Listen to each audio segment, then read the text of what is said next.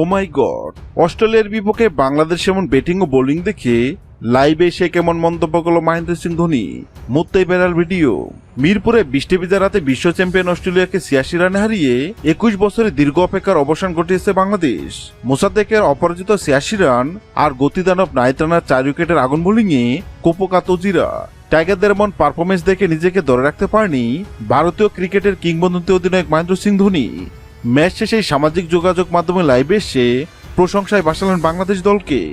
লাইভে এসে ধোনি বলেন, এই জয় কোনো অঘটন নয়, বরং বাংলাদেশ ক্রিকেটে যে কতটা পরিপক্ক হয়েছে এটি তারই প্রমাণ।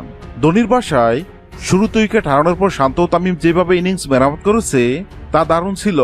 আর ৪ বছর পর দলে ফিরে মোসাদ্দেক যা খেললেন তা এক কথায় অবিশ্বাস্য। শেষ দিকে এমন একজন ফিনিশারই দরকার ছিল বাংলাদেশের।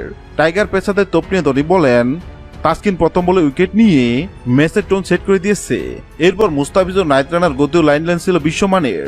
অস্ট্রেলিয়ার বিপক্ষে ৪ উইকেট নেওয়া চারটাখানি কথা নয়। লাইভের শেষাংশে বাংলাদেশ দলের ভবিষ্যৎবাণী নিয়ে এক মহা ভবিষ্যৎবাণী করেন এই ক্রিকেট জাদুকর। ধোনি স্পষ্ট ভাষায় বলেন, বাংলাদেশ যদি এই ধারাবাহিকতা ধরে রাখতে পারে, তরুণ ও অভিজ্ঞতার সমন্বয় বজায় রাখতে পারে, তাহলে ২০২৭ বিশ্বকাপে তারা বড় দাবিদার হবে।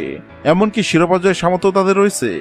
হ্যাঁ দর্শক, যদি ভিডিওটি ভালো লাগে লাইক দিবেন এবং সাবস্ক্রাইব আমাদের চ্যানেলের সঙ্গে থাকবেন। ভিডিওটি দেখার জন্য আপনাকে অসংখ্য ধন্যবাদ।